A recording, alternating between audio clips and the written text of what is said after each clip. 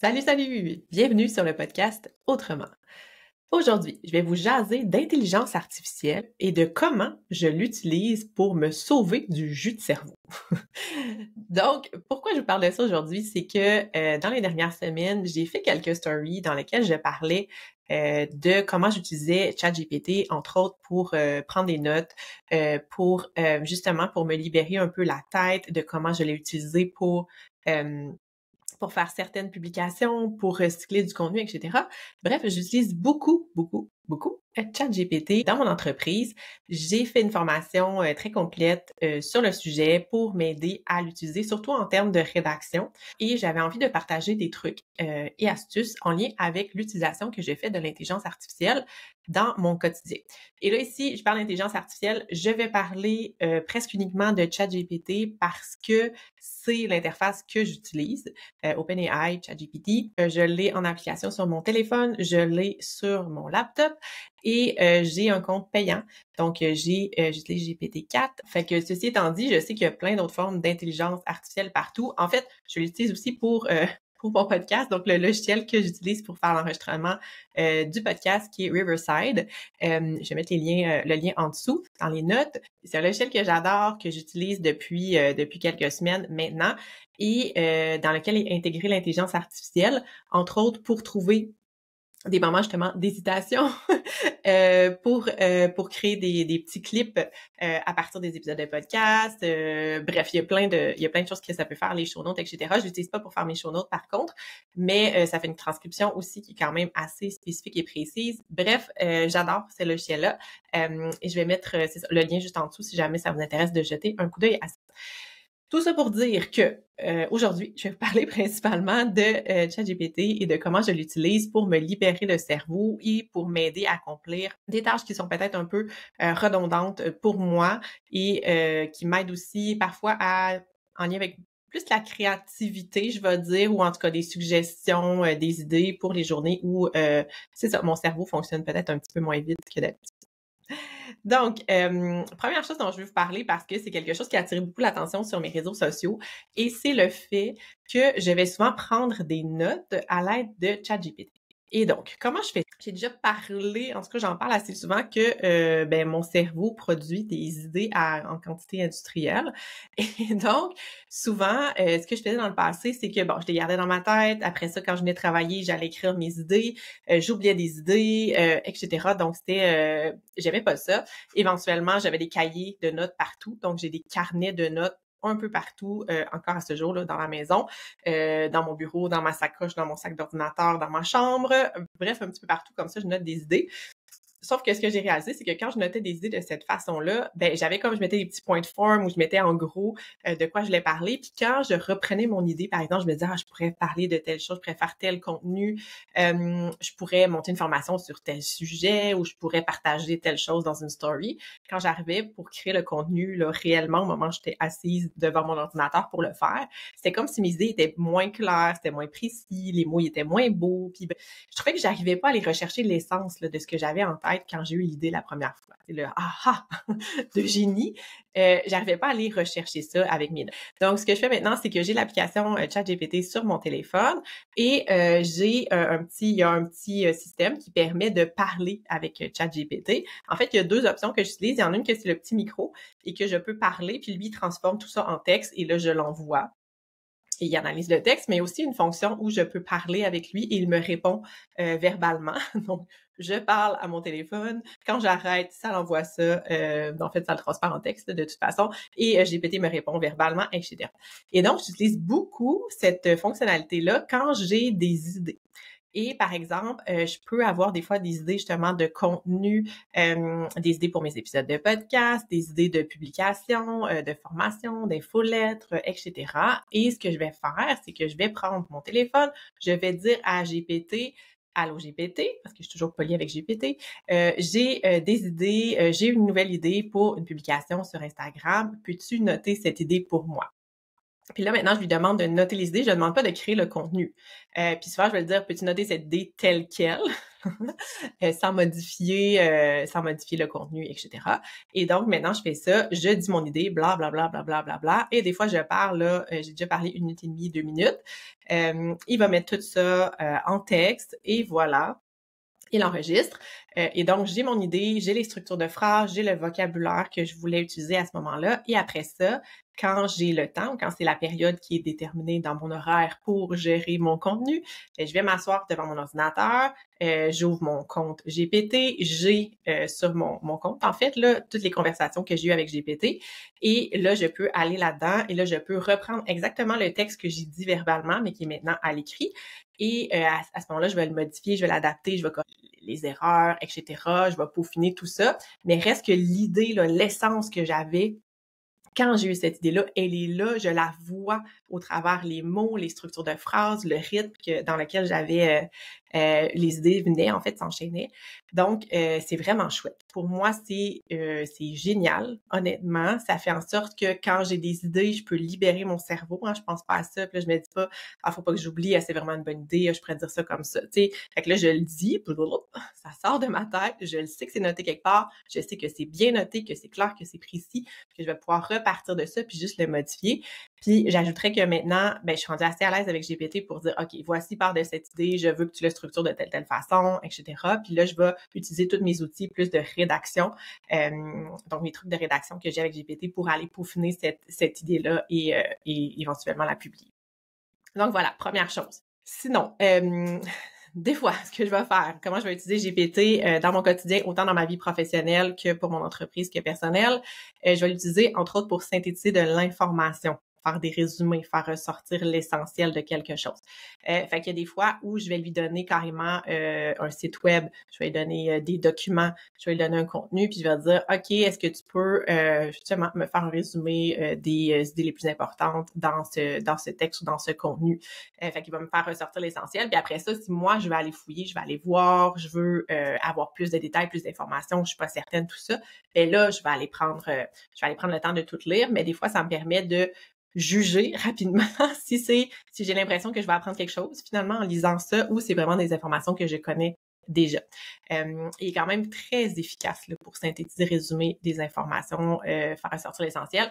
On peut y aller avec plus ou moins de détails. Fait que moi, je parle beaucoup, là, j'ai une conversation, des échanges avec lui. Et donc, s'il me sort justement un résumé avec 5-6 points, puis j'ai l'impression que c'est vraiment très, très résumé, puis ça me dit pas vraiment si c'est pertinent ou si ça vaut la peine que j'aille lire ça. Puis je vais lui dire, ce résumé me semble un peu court. Est-ce que tu peux élaborer chacun des points, Puis tu sais, des fois, je vais lui dire, regarde les exemples, mettons, concrets qui sont dans l'article, par exemple, etc., etc. Fait que ça. Sinon, je l'utilise beaucoup aussi et de plus en plus pour recycler du contenu qui m'appartient. Donc, si vous connaissez tout mon travail que j'ai fait comme orthophoniste, j'ai créé beaucoup, beaucoup de contenu dans les dernières années. J'ai un podcast qui a 88 épisodes, j'ai plusieurs articles de blog, j'ai fait beaucoup de formations. Et donc, j'ai énormément de contenu qui existe, soit sur mon site web directement accessible ou soit justement dans mes banques à moi de formation, de vidéos, etc. Et donc, ce que j'ai commencé à faire, c'est d'utiliser ChatGPT pour aller réutiliser mon contenu, le recycler, puis en faire des nouveaux formats. Donc, par exemple, une des choses que j'ai fait, et là, moi, j'ai créé un GPT personnalisé qu'on appelle. Donc, c'est vraiment un GPT qui a des instructions très claires et qui va faire toujours la même chose. Donc, en fait que c'est pas nécessairement à chaque fois une conversation qui repart. Quand j'ouvre ce GPT personnalisé-là, il sait exactement c'est quoi son rôle. Il y a des instructions qui sont très claires. Ses prompts sont déjà toutes là. Et bref, il va suivre comme la procédure que je lui ai enseignée de suivre. Et là, par exemple, je vais dire, quand j'arrive sur mon GPT, tu sais, je vais dire, j'aimerais que tu crées, par exemple, une publication à partir d'un podcast ou d'un blog. Parfait. Là, il va me dire, mets le URL de ton blog, de ton article. Et après ça, bon, il va regarder tout ça, puis il va me sortir comme 3-4 publications en lien avec l'article ou le podcast que j'avais publié. Et là, on fait attention, moi, je le fais uniquement avec mon contenu à moi. J'ai programmé GPT pour qu'il ait accès juste à l'information sur mon site web, à cette page-là, puis très clairement qu'il n'ait pas cherché de l'information ailleurs. Tu sais, c'est quelque chose qu'on peut faire de façon générale. Là. Peux-tu m'écrire une publication pour en disant 4 stratégies pour apprendre à mieux écrire les mots, par exemple? C'est quelque chose qui se fait. Moi, je veux pas faire ça, mais j'ai tellement de contenu qui existe déjà que je peux le faire avec mon propre contenu. Et donc, au lieu d'aller comme on faisait avant dans les épisodes de podcast, essayer de trouver un moment, un extrait, une citation, repartir de ça, remettre ça beau, ben là, nos épisodes de podcast, ben mes épisodes de podcast sont déjà tous scriptés. Hein. Il y a toujours un article de blog complet en lien avec chaque épisode de podcast. Je prends le texte de ça et je vais chercher des extraits. Fait que souvent, c'est par exemple, si je vais donner 4 ou 5 conseils, ben il va y avoir un conseil qui va être ressorti dans une publication. Je vais faire une publication juste sur ce conseil-là, mais ça reste mes idées, mon contenu. Et comme c'est mon contenu, c'est ma façon à moi de m'exprimer. Donc, dans les prompts aussi, ben, ce que je vais dire souvent, c'est en respectant le ton et le style. Puis je m'adresse au-dessus aux gens, etc. Je vais comme le guider au travers ça. Mais ça fait en sorte que la publication qui va me sortir, elle ressemble beaucoup à mon style, à moi d'écriture, parce que ça vient de ce que moi, j'ai déjà créé. Donc ça, c'est vraiment, vraiment utile. Je l'utilise beaucoup. Maintenant, j'ai un peu délégué ça, dans le sens où c'est quelque chose que j'ai délégué justement à mon adjointe, de dire, ben voici, j'ai créé tout le GPT personnalisé, voici. Puis après ça, qu'est-ce qui ressort, c'est quand même assez pertinent, utile. On a des ajustements à faire toujours, il y a des modifications, etc. Mais reste que c'est quand même assez complet, ça sauve énormément de temps. L'autre chose, c'est que je lui demande souvent de me sortir des leads qu'on appelle, ou des idées de titres ou de phrases d'accroche que je peux mettre sur mes visuels ou tout ça. Fait que à partir de ça, ben ok, parfait, ça c'est les 3 publications, sors-moi 10 idées de leads, puis là-dedans, je vais aller chercher. Souvent, je vais m'inspirer, puis là, je vais en coller 2 ou 3 morceaux ensemble, puis je vais recréer quelque chose qui me parle plus. Mais reste que ça m'aide beaucoup, ça me sauve beaucoup de temps que de penser, ça serait quoi donc une phrase d'accroche? Souvent, je lui demande de faire des publications sur différents angles. Fait que, par exemple, voici le sujet, comment on apprend un enfant à bien écrire les mots, à orthographier les mots. Ben oui, ça peut être des trucs, mais ça peut être aussi le genre d'erreurs que les enfants peuvent faire. Ça peut être un angle de parler du vécu, de l'émotion du parent quand son enfant a des défis. Fait que je lui donne des idées comme ça de différents angles, puis là, il va me créer quelque chose qui a différentes facettes. Et donc, le contenu ne se ressemble pas, même s'il vient du même contenu original. OK? Puis ça, c'est super important parce qu'il y a beaucoup de gens qui me demandent par où je commence? Faut que je fasse je veux me faire connaître, faut que je crée du contenu, des publications, puis tout ça. Puis je vais faire un épisode aussi là-dessus, c'est dans ma liste. Mais tu sais, quand on a des contenus comme ça, longs, hein, donc des vidéos, des podcasts, des articles de blog ou des documents, par exemple, on a fait un guide pour quelque chose, des suggestions d'activités pour travailler quelque chose, ben on peut prendre ça, cette information-là qu'on a créée, puis après on peut la réutiliser pour recycler plein de petits contenus à partir de là. Donc, ça vaut vraiment la peine de prendre du temps pour s'asseoir et créer ce contenu-là qui est plus long, demande plus de temps, plus d'énergie, etc. Mais après ça, qu'on peut réutiliser et ressortir plein de petits morceaux. Tu sais, c'est ce que je fais, entre autres, avec le podcast. Et avec Riverside, dont je vous parlais tantôt, Riverside, il peut sortir des clips. Donc, moi, j'enregistre l'épisode au complet. Après ça, lui, avec l'intelligence artificielle, il va me choisir certains petits clips au travers ça. Puis après ça, moi, je peux les peaufiner, les adapter, ajuster les transcriptions, etc. Puis je peux les prendre puis les réutiliser. Donc, moi, j'enregistre l'épisode au complet. Puis après ça, c'est juste la manipulation, de la réutilisation de contenu qui est déjà créé. Puis là, je suis en train de faire la même chose avec des formations. Donc, quand j'offre des formations, j'ai une formation que j'ai lancée il n'y a pas très longtemps sur la lecture-écriture, justement.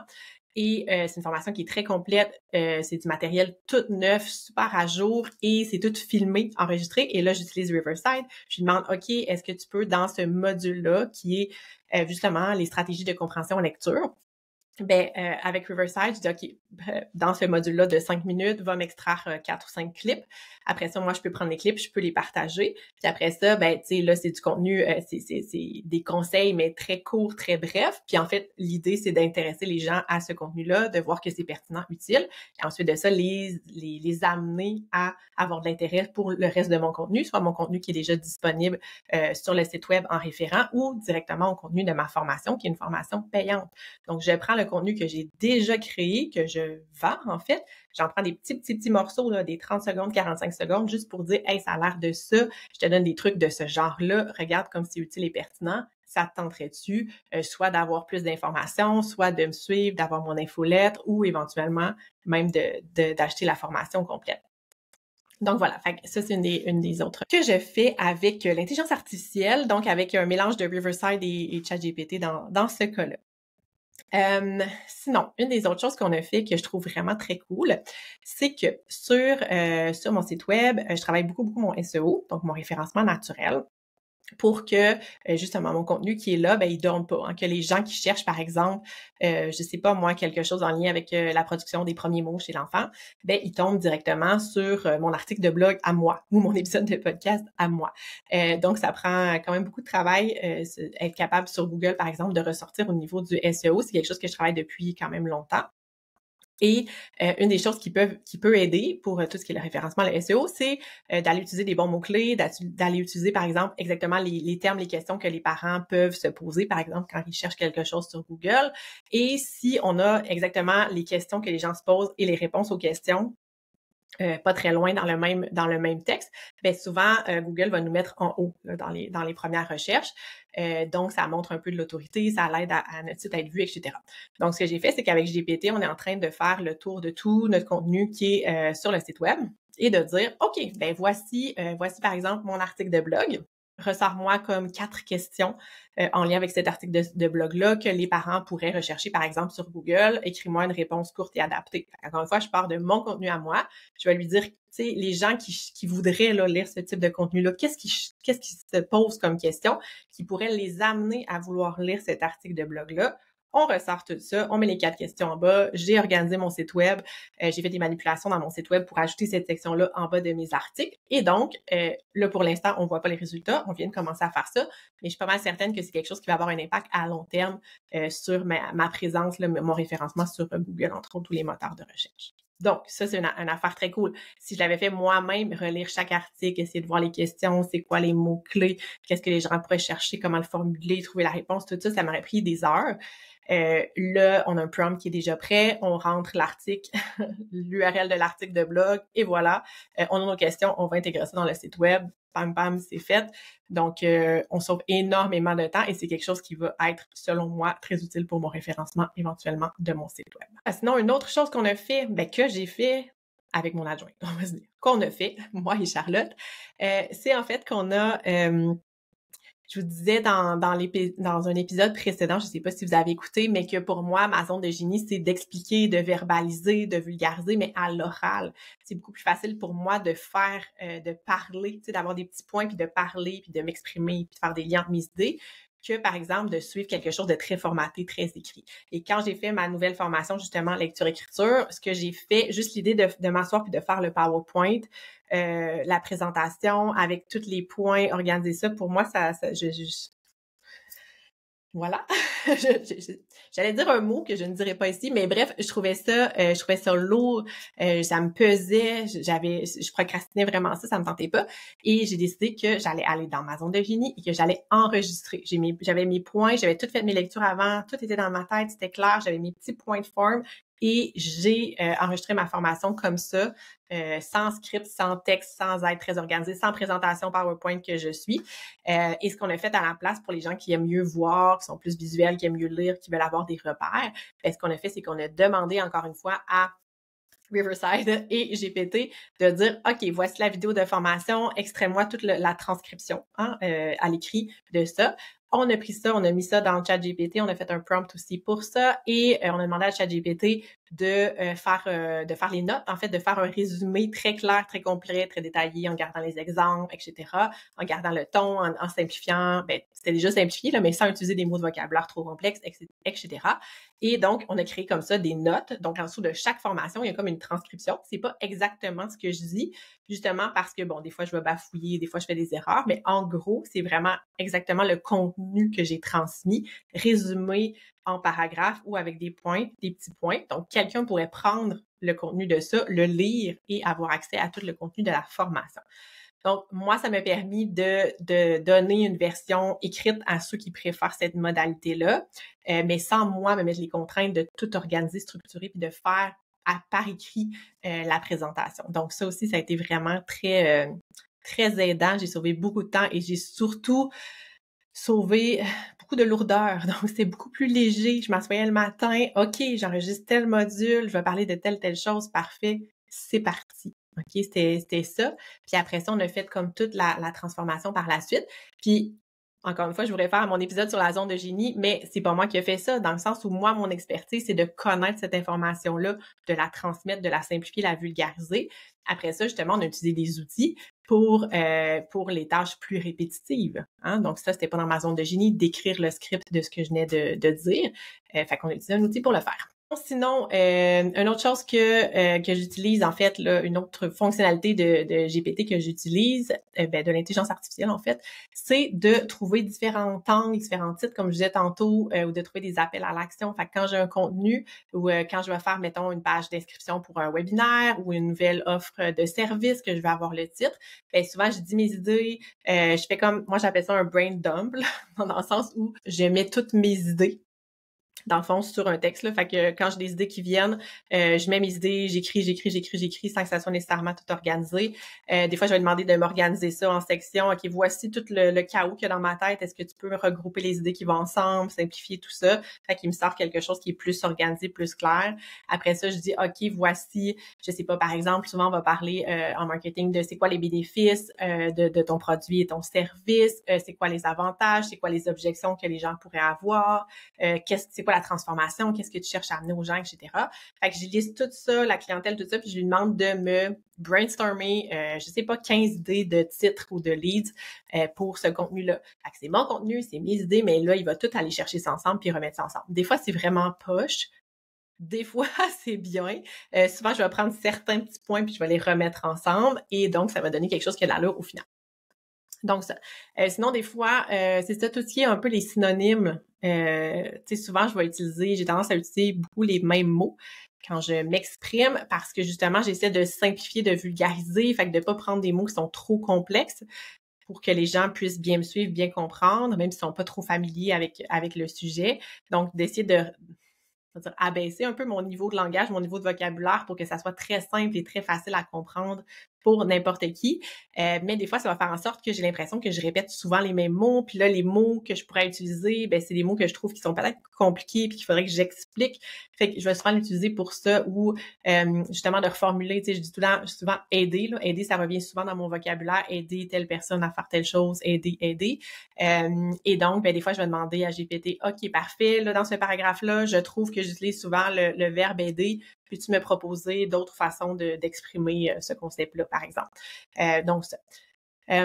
L'autre chose par rapport à tout ça, quand on lui demande des choses, ce qui est important de comprendre, c'est que on peut lui demander c'est quoi les modifications qu'il va faire. Fait que, tu sais, des fois, encore une fois, je dis, OK, ben, tu sais, est-ce que tu peux rendre ce contenu-là plus simple, plus lisible, par exemple? Ou est-ce que tu peux allonger? Hein, ça, c'est comme mes idées, mais il me semble que ça manque un petit peu de jus, là. J'aimerais ça que tu allonges le contenu, que tu développes les idées. Puis, souvent, ce que je vais faire, c'est que quand je vais faire ça, je vais lui demander de m'expliquer les corrections. Donc, tu sais, si je donne un texte, puis je dis, par exemple, OK, essaie de rendre ça peut-être plus clair, plus facile à lire. Puis là, je vais dire, OK, je veux voir, tu sais, montre-moi toutes les corrections que tu as apportées et justifie-moi toutes les corrections que tu as apportées. Explique-moi pourquoi tu as apporté telle correction. Fait que souvent, il y a le paragraphe au début. Là, il me dit qu'est-ce qui changerait, puis il m'explique pourquoi il changerait ça. Puis là, c'est moi qui décide, ouais, ça fait du sens, ou non, c'est pas vraiment nécessaire ici, etc. Puis tu sais, c'est une machine, hein, donc on peut lui demander de le refaire. Puis là, des fois, je vais dire, parfait, ben réécris-moi le paragraphe en intégrant tel aspect. Ou j'aime pas cette façon de formuler, trouve une autre idée. OK? Fait qu'on peut lui demander comme ça, on peut jouer avec lui parler, lui demander de s'ajuster. Ben là, tu utilises telle expression, j'utilise jamais ça dans mon vocabulaire, utilise plutôt tel genre d'expression, puis là, tu lui donnes des exemples. Puis une des choses, c'est qu'il apprend beaucoup avec les exemples. Fait que plus il y a d'exemples de ce que t'aimes ou ce que t'aimes pas, ben plus c'est clair pour lui, puis plus il va s'adapter puis s'ajuster. Donc ça, c'est une des choses. Puis il peut apprendre de notre style d'écriture, de notre ton, etc., de comment on a l'habitude d'écrire ou de communiquer. Est-ce qu'on parle au vous, au-dessus? Est-ce qu'on utilise justement un français qui est plus québécois, un français qui est plus international commun? Est-ce qu'on a des expressions qui reviennent souvent? Est-ce qu'on va mettre des emojis? Et souvent, ce qu'on peut faire, c'est lui demander d'analyser. Donc, tu sais, voici 3 publications que j'ai déjà faites, voici mon infolette de la semaine passée, etc. Puis là, on va lui dire, OK, parfait, à partir de là, OK, détermine détermine, moi je lui demande, là, c'est quoi la tâche? C'est pas reproduire un texte qui ressemble, c'est détermine c'est quoi mon style, mon ton, etc., pour que tu puisses le réutiliser par la suite. Fait que je lui demande de faire le travail d'analyse. Là, je regarde, explique-moi c'est quoi tes observations. Puis là, à partir des observations, des fois, j'ajuste. Ah oui, mais non, tu sais, j'utilise pas toujours. Il y avait beaucoup d'analogies, mais j'en utilise pas tant que ça habituellement quand je m'exprime. Ou tu sais, il y avait beaucoup d'emojis dans celui-là, mais tu peux-tu un peu mettre moins d'emojis pour la suite, etc., etc. Fait que j'adapte. Puis après ça, là, je lui demande de créer quelque chose. Puis ça ressemble habituellement très bien à mon style puis à mon ton. Puis, je vous dirais une chose importante aussi, c'est que vous pouvez garder vos fenêtres de chat ouvertes. Et donc, revenir. Fait que si vous avez fait une fenêtre de chat où vous demandez, par exemple, de faire des publications, vous l'avez tout entraîné pour qu'il suive votre ton, votre style. Puis là, tu sais, vous pouvez juste rouvrir la même fenêtre comme un mois plus tard, là, puis dire est-ce que tu te souviens, la dernière fois, on avait analysé mon style. Est-ce que tu te souviens quel est mon style? Réponds oui si tu t'en souviens. Là, il va dire oui, probablement. Fait que ça le ramène un petit peu en arrière. Puis là, après ça, parfait, j'aimerais maintenant écrire une nouvelle publication avec telle idée qui respecte mon style et mon ton. Voici mes idées, vas-y. T'sais, fait qu'on peut réutiliser ce qu'on a déjà fait. Si on a déjà entraîné ChatGPT, on peut juste réutiliser notre ancien chat et continuer dans cette voie-là. Donc voilà ce que je voulais vous dire. Moi, je vous dis, j'utilise beaucoup les GPT personnalisés dans ChatGPT 4. C'est sûr que la version payante, elle est beaucoup plus, je vais dire précise, de ce que j'ai compris là, des formations que j'ai suivies. Elle est plus précise, elle va mieux respecter justement le ton, le style.